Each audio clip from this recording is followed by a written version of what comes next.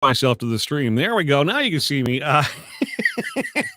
The setup apparently a little differently when you're not here with Lowell Green. Hey, hi, welcome. It's not Lowell Green. In case you missed it, Lowell Green announced on Friday, very suddenly, as a matter of fact, that that was his last show. So off to the island of sanity for retirement for Lowell, and of course, we wish him absolutely the best. What a treasure! What a treasure! To have gotten a chance to work this closely with him for a long, long time. And I'm going to carry on the tradition of trying to have conversations about the things that matter. But this is, of course, not the Lowell Green Show. There can only be one of those. I'm John Mielke, and this show is called It's Your Call, because I want to make sure we continue engaging in great conversations. Those are so important. So it's yourcall.ca is the website. And when you go there, you'll be able to, find all the links on how to watch and how to listen. There is also, by the way, a video camera link. So if you click on that and you want to appear by video, you can do that. You'll be put into a waiting room for a little bit. I will get you on as soon as I can. And if you're uncomfortable being on cam, hey, no problem. You can turn your camera off, just leave your audio on so we can hear you. So it's yourcall.ca. So yeah, Lowell had the island of sanity. I'm going to refer to this more as, let's say, the RV park of common ground. if I can, slightly twist his words around. So, listen, wow. Stephanie, thank you so much. Good to see you. Sam, thank you. Terry, Bob, Woodenhead, Valda, Tina Marie. Nice to see some of the same people that we've had a chance to have conversations with for a while. Some of you know me from my music side of my radio career. Others got to know me a little bit thanks to Lowell Green. So let's see if we can't bring this all together. And we're going to listen. Right out of the gate, let me say, we are going to be relying heavily on your participation in this show. It's one thing when you've got a co-host on here and they've at least got a live microphone. You can bounce ideas off each other. I'm sitting in the studio by myself on this one. So your calls, your texts, your emails, your social media posts, and like I said, you can even appear via video, and a brand new phone number for the show. Lowell's number, the number we're using for Lowell, is still active. I don't know how much longer it's going to be active for. However, suffice to say, I'm not going to be paying the bill on another phone line going forward. So 613-604-6464. That's the new number. If you've already got us in your phone, if you would update that, please. 613-604-6464. So some of the topics that I bandied about over the weekend, saw somebody post that they're not seeing very many poppies out there. I am guilty of that. I don't leave the house much. And so I haven't had a chance to, where do you even get a poppy these days? Are they still, I'm just not in stores. My wife, however, works retail, and she says, yep, she is seeing poppies. So there's that. The clocks went back this weekend. I know that bugs a lot of folks. I'm indifferent to it. I don't mind it. Mind you, I'm a bit of a night owl too, so perpetual darkness doesn't bother me as much. The CFL has lost me.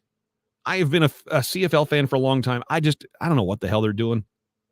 They announced their halftime show for the Grey Cup, and I've been doing music radio for almost 30 years. I think one of the guys is from Florida Georgia Line. I don't know who these people are, is what I'm saying. The Sens for sale. How do you feel about that? One of the stipulations is they must remain in Ottawa. So there you go. Those are some of the topics that I was looking at. But let's begin with the big news that happened just a short time ago. And that is that educational support staff are going back to work tomorrow. So the question is, was Doug Ford right to use some strong arm tactics to put the notwithstanding clause in effect? And I ask this because I am stunned by the posts that I've been seeing on my social media feed from people. Give the workers what they want. I support the workers. One person on my Facebook even has gone so far as to turn all of the lights on their house purple in support of the worker. Okay. And I get it. Now, they've agreed to go back to work and we'll continue negotiations. Is that the right thing to do? Is that kind of where we find the common ground here? Getting everybody back to work and the students get to continue having their education? That's kind of the question here. I'm fascinated by the fact, though, that so many people are now saying Doug Ford has to go after this. He's got to go. He's crossed the line. What was he supposed to do? In your opinion, 613-604-6464. or on Facebook or on YouTube or on Twitch. What other option did Doug Ford have? What would any premier have had? Valda says, yep, Doug was right. The children have missed enough school. That's kind of what I'm getting at. And, I think the conversation might be different if you sat down with people. By the way, one person on my Facebook even said it was triggering them. This whole thing was triggering them, bringing up memories of their childhood abuse. Okay. I'd love an explanation on that. So I understand supporting the worker. But are you really okay with your kids not going to class again? After all the homeschooling, et cetera, that they've had for the course of this pandemic? Are you really okay with that? And, okay, who pays for this?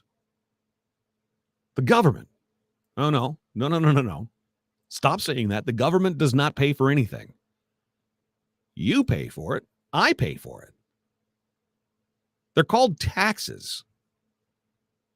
And the government does not have an endless supply of funds to be paying everybody everything that they want. And look, do I think they deserve a raise? Sure. I think everybody deserves a raise at some point or another. By the way, I worked in private industry for a lot of years. I went the last 5, maybe 6 years of my career, 0 raise. 0. Budget cuts all around me. We can't even afford Christmas parties. I would have loved a raise, 1%. 11%, though, is excessive. Would the conversation be different if we phrased it like this? Okay. The average income for an educational support worker is $39,000, roundabout. Okay. They're asking for an 11% pay increase. Have you received an 11% pay increase? Have you? Do you know anyone who has had an 11% pay increase? Let's be honest. That's a huge ask. So if these workers are currently making $39,000, yes, I know it's 11% over 4 years. I understand that. But that increase would put them at $43,290. Now, I'm not a mathematician,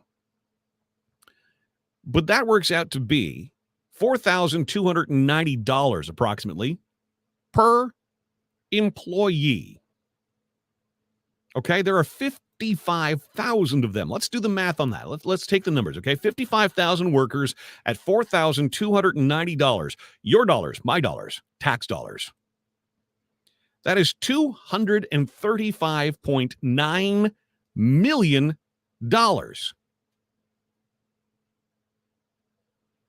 You write the check for that. Okay? I've done more math. and trust me, if you went to school with me, if you were one of my teachers, you know, me doing math, that's why. Why, John? Why would you know your strengths, John? Math is not your strength. Well, here we go. With 14.57 million residents in Ontario, the raise, should we give them that 11%, by the way, over the course of whatever number of years, that equals $16.19 per resident. Per resident. So if you've got 4 people living in your house, you are being asked essentially to write a check for $64. Okay.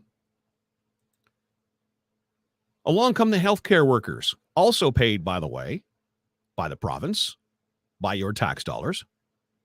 They would also like you to write them a check, please, for $64 for your household. Along come the people who work at Service Ontario.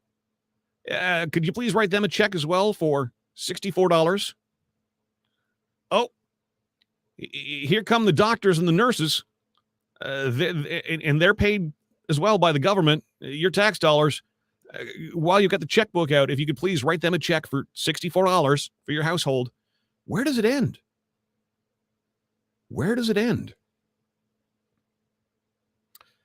First text into the new show.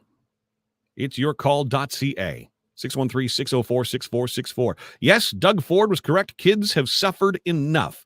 That seems to be the consensus. Let's go to some of your comments. Ann says, not all of these workers are full-time, so the yearly salaries quoted by the union are part-time. And yes, I'm aware of that, and that's why I said their income. I didn't say their salaries. I said their income. Peter says, MPPs didn't need a yearly pay raise either. In tough times, everyone else is tightening the belt, so it should start at the top. MPPs, MPs, city councilors reduce costs in offices of said elected officials. Peter, I could not agree with you more. That speaks to leadership. And in my opinion, a true leader takes one for the team, right? Leads by example. And if you've ever read some of the books by people like Simon Sinek, Simon speaks very eloquently in his, I think it's called It Begins With Why, the first book he put out. And he's so right.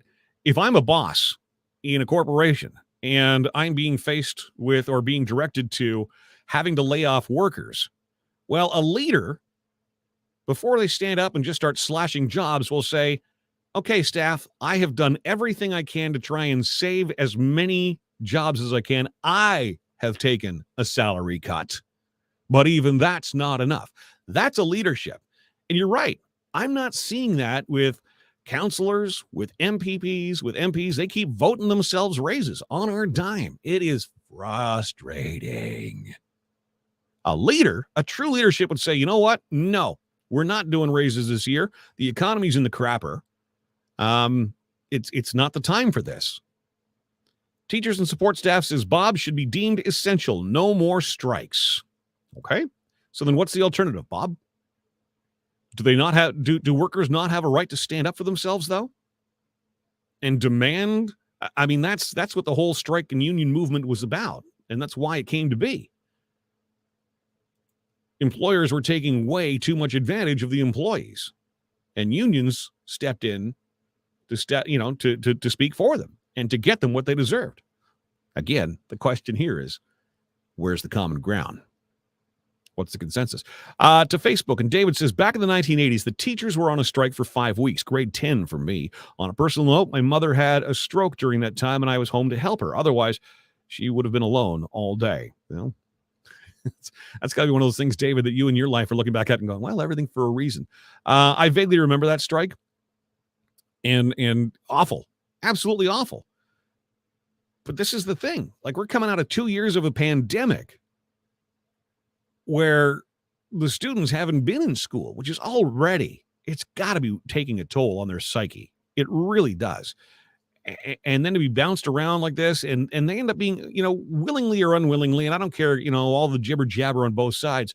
The kids are in the middle of this. Whether you say I'm not putting the kids in the middle or not, the kids are in the middle of this. At the end of the day, they are. And I understand if you strike in the summertime when the kids are not in school, you don't have the same clout. Therefore, kids are absolutely a bargaining chip. Renee is on Twitch, twitch.tv/BTR radio. Unions should read the room. Private companies cannot afford an 11% raise even over 4 years. I don't think they care. But I mean, it's the union's job, isn't it, to go after the 11 and settle for the 5 or the 6 or wherever we end up settling in all this? Some have been without a contract for 1.5 years. Okay. I spent 5 years with my contract not being renewed. I still got paid. I didn't get a pay increase. Why are we entitled to this? I don't think that's an invalid question either. Why are we entitled to a raise? You're not even entitled to a job. There's nothing that says you have a right to a job. You have a right to seek employment.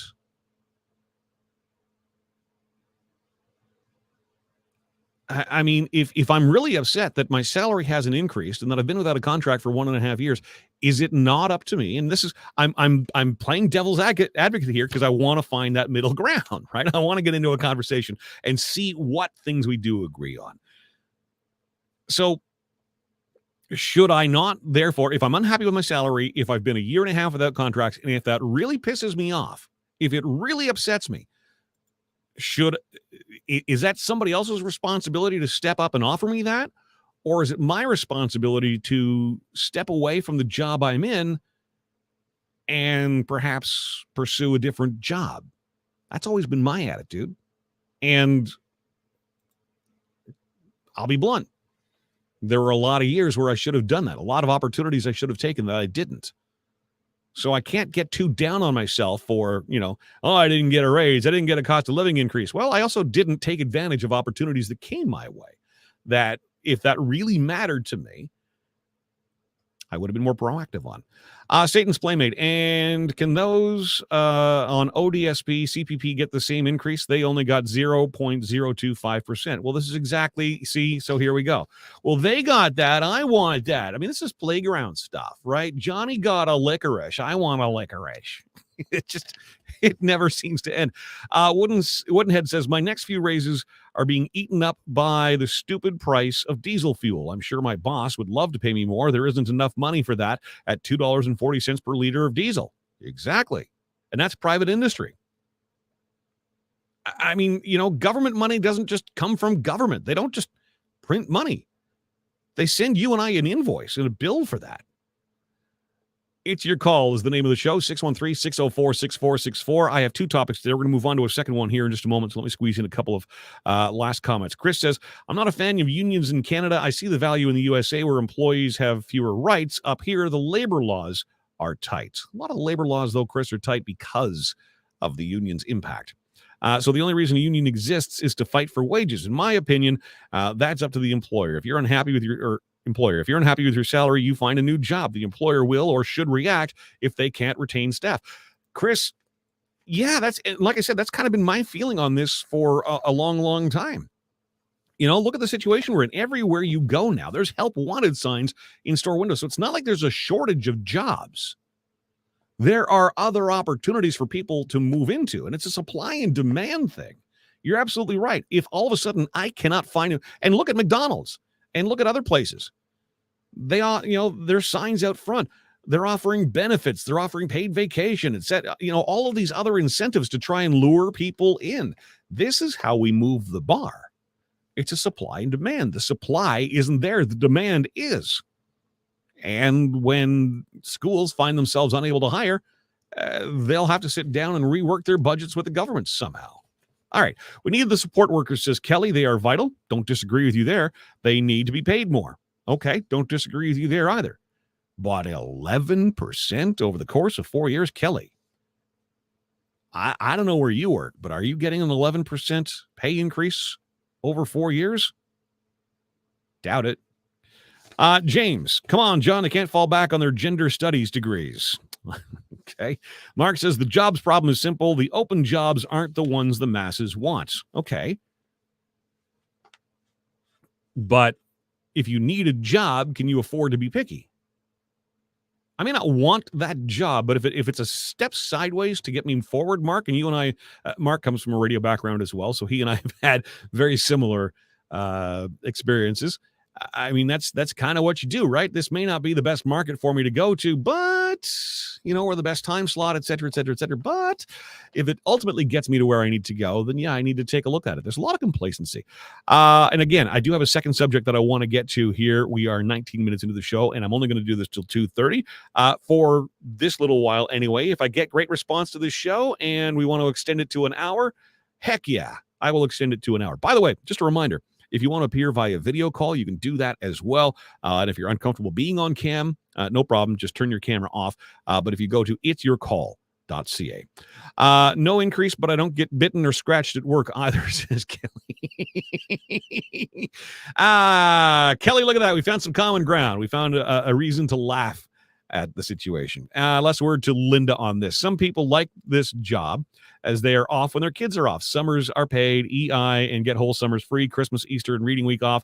It may not be the job for a one-wage earner. Absolutely get it. But if it's not the right job for that person, is it not their responsibility, is what I'm asking, to move themselves to a better situation? And maybe that situation is not out there for some of them. I get that too. All right, good conversation. Thank you so much. I do look for more interaction, especially on the phone and by video chat. I will get you to a point where you'll be craving to be on this show. Make you world freaking famous. There you go. So let's put that to bed. The good news is, at the end of the day, and I think we can all agree on this, they're going back to work tomorrow. And the kids are going to get, my phone's asking me for all kinds of information. Your kids are going to get the education, and the people who are there to give them that education are going to be in the schools, which is awesome. Can we talk about 24 Sussex? That's the next subject I want to bring up. 24 Sussex. Chris Fraser is calling in here. Hang on. Chris Fraser. For some reason, Chris, it's ringing through on my other phone. Stand by, Chris. Stand by. Let me plug that in. Chris Fraser, are you there? Chris Fraser hung up on me. Chris, if you would try your call again, please, 613-604-6464. I'm using an app right now, and it goes to two different phones. I want to talk about 24 Sussex Drive, if we can. So, article, I believe, was in the National Post. Read this just this morning. There's nobody living at 24 Sussex. I don't know if you know this. There's nobody living at 24 Sussex right now. Place has been empty since Stephen Harper was no longer the prime minister. 7 years. 7 years. There's Chris Fraser. Chris, are you there? Chris, I don't know what I've done to the damn phone. Hang on. We'll get this figured out. Growing pains as I switch things over. So nobody's lived at 24 Sussex now for 7 years. And yet, according to this report today, National Post, you and I are on the hook for $146,694 this year for upkeep at 24 Sussex.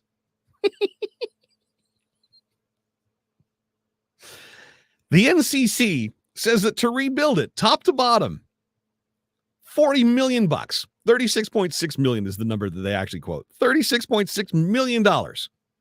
Or do we tear it down? Get this. Here's what's on the invoice that you and I have paid for 24 Sussex.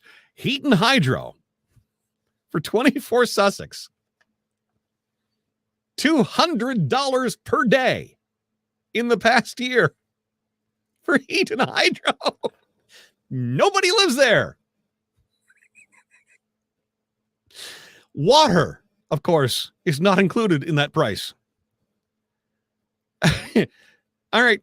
Taxpayers paid Ottawa Hydro $59,027 for electricity and the residents. Sorry, electricity in the residence and the pool building for 12 months. $161 a day. We're paying for hydro in the residence at 24 Sussex where nobody lives. And the pool building. Who's swimming in the pool?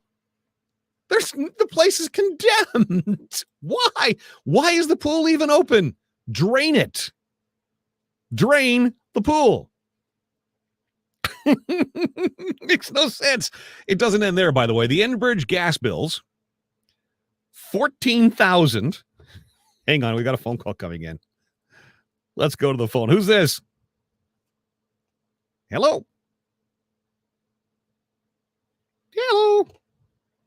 I don't know. I've done something, guys. I'll carry on. This is a long list of stuff that we've paid for. Enbridge gas, $14,565.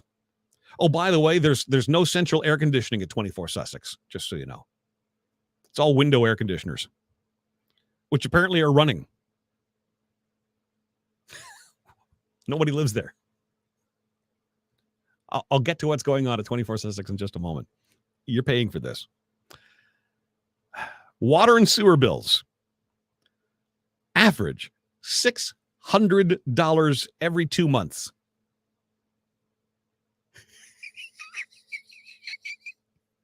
Nobody's living there, but somebody's using water. Okay. Apparently there was an issue with some lights. Some of the lights started shorting out. My solution, tell me if I'm wrong, call me crazy if you wish. My solution would be, if nobody's living there, take the lights down. Maybe go to Rona, maybe go to Canadian Tire, Home Hardware, and you know those the basic white plastic doohickey, that screws to the box in the ceiling, and a light bulb. Maybe do that. No. The old lights with nobody living there have been replaced at a cost to you and I of $4,800. $825. Can somebody please go to Amazon right now and tell me how many light fixtures they can get for $4,825? You've got to be kidding me. Oh, yes. Back to the pool, by the way. The pool that nobody should be using because nobody's living there. Scheduled maintenance, $5,200. Here's a comment from Satan's Playmate. Mike Holmes offered to fix the place up and was turned down. Yeah, Mike Holmes is being sued by a community that he built, by the way. I'm not sure that we want Mike Holmes involved. I got some questions about Mike Holmes and what's going on there right now. It's a whole other conversation. Yeah, so the pool maintenance, $5,200. Consultants. Of course, we have to have consultants. Consultants to investigate the integrity of the building. We already knew the building needs to come down. The NCC has given us the price tag, $40 million. No, we've got consultants back in there again going, yup, the integrity of the building, $24,000. Oh, and then we did an asbestos abatement for $5,827. There's nobody living at 24 Sussex. You and I are footing the bill for this place, if you can believe it, to the tune. I mean, just where's the price again? I have it here somewhere. An obscene amount of money, ridiculous amounts of money. What do we do with this place? By the way, I told you I would tell you what's going on at 24 Sussex. Here's the kicker. Ain't nobody living there. Part of 24 Sussex is still used as office space by some staff from the Prime Minister's office. Why? And why do they have use of the pool?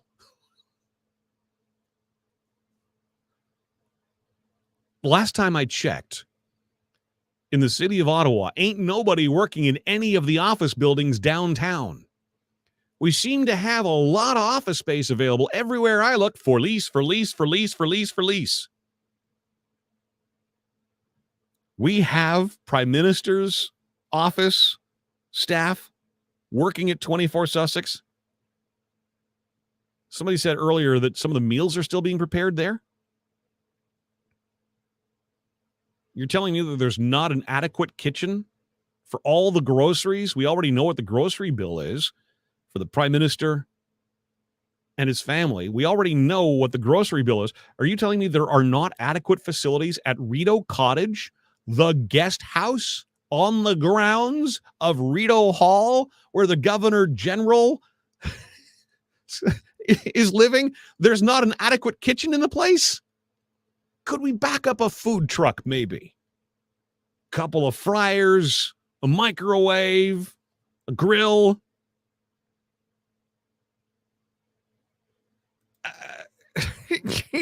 The chef will not work at the kitchen at the cottage, says Anne. I'm dying to know why. And okay, why not? And if you're not willing to work in that kitchen, should we maybe find someone who is willing to work in that kitchen? And my apologies, by the way, again, to those who tried to call the show. Obviously, we have an issue, which I will resolve. We do have a text, though, 613-604-6464. Person says, this just keeps getting worse and worse. Why do we have any water and sewer costs? Drain the water, set it up like a house when you are not living there. LED light fixtures are cheap to install and use. Yeah, I was looking at LED light fixtures for my RV. I think they're like $6 a piece. Like, there's nothing. It's outrageous. It is outrageous. Let's get to that again. $146,000. Let's call it $150,000 a year. You and I are paying to maintain 24 Sussex in its current way, shape, or form. Nobody's lived there since 2015.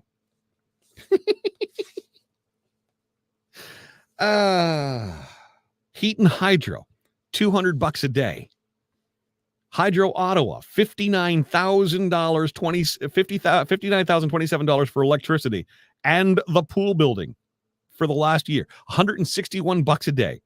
Enbridge gas bill, $15,000. $4,825 to replace lights in a building nobody lives in. Consultants, what kills me, $24,000 and an asbestos abatement.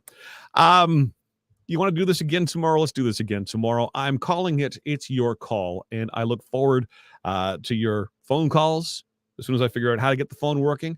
We'll have you on by video call as well. Your thoughts, your comments on this show and what you'd like to see are always welcome as well. My email address is Mielke, M-I-L-K-Y. It's M-I-L-K-Y at blasttheradio.com. We miss you, Lowell Green. This is not easy on your own.